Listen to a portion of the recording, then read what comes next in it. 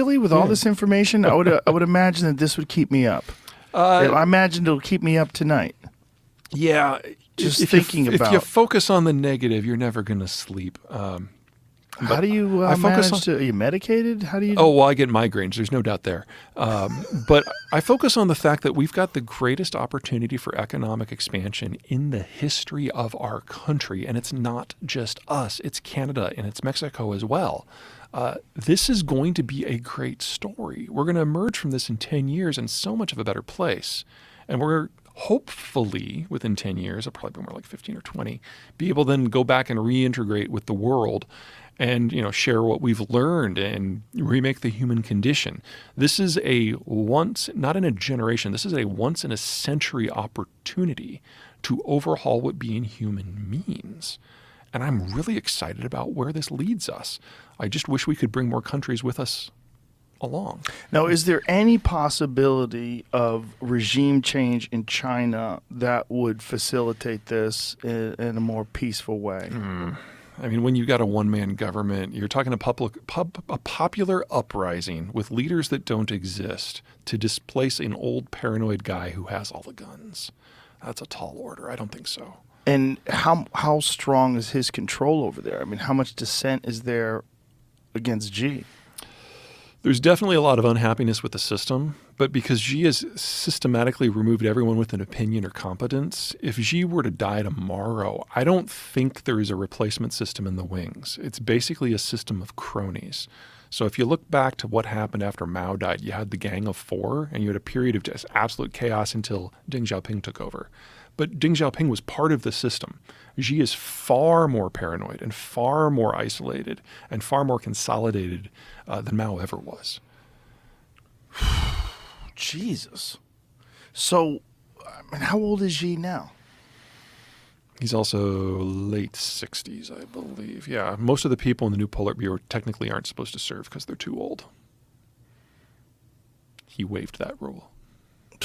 What is their requirement before that? I'm not positive. I want to say it was 66. And so he is He's right at that age, I believe. And there's no threat to his reign. None. None within the system. And as long as he stays alive, Yep. he will maintain power. Right. And he will be constantly surrounded by cronies, and he has insulated himself from any criticism or any bad news. Yeah, we've been going this way for a while. So when Deng took over, he realized that one-man government was awful. So he worked out a series of secession in 10-year increments that different parts of the country, different factions would have time in government and rule. And then when they were not the ones who were making the big decisions, they'd still be in the Politburo. So we got our third generation and our fourth generation in the form of Jiang Zemin and Hu Jintao. But Deng realized when he set this system up around 1980 that he wasn't going to be there forever and he wasn't going to be able to predict what was going to happen in the 2000s. So he told these two factions, you then have to pick a compromise candidate for who comes next. And they went with Xi because he's from the South, but his family is with the Maoists and he had a foot in all camps. Well, Xi spent his first 5 years purging the system of all the other factions. And then the second 5 years of his reign in making sure that everyone realized it was him and him only who was in charge. After 10 years of that, there's no one left. And so there is no secession plan post-Xi. There is no one waiting in the wings. And the old factions as they once existed have basically been sledgehammered. This is such a wild perspective on world economics and international relations. Welcome to my world. But do you feel isolated in that? You're the guy who's like explaining it this way? I'm adopted. That's not new.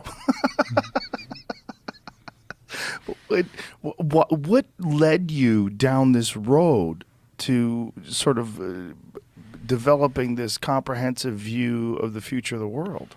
Well, I'm adopted, so I really have always been on the outside looking in. That is definitely a part of my worldview. But my background is in economic development. So, figuring out what works where and why. And once you kind of get the ideology out of it, you can look for patterns. And that took me to Stratfor and that took me to geography. And so just kind of combining the data patterns with the American strategy for World War II and beyond, with the demographic developments that have happened because of that strategy, it leads you some pretty unavoidable conclusions. And then it's merely an issue of filling in the blanks. And most of my career now has been filling in the blanks for the last 10 years. Do you have dissenters? Like, how much pushback do you have about these ideas? Oh, yeah. People think you're full of shit? Oh, all kinds of people think I'm full of shit.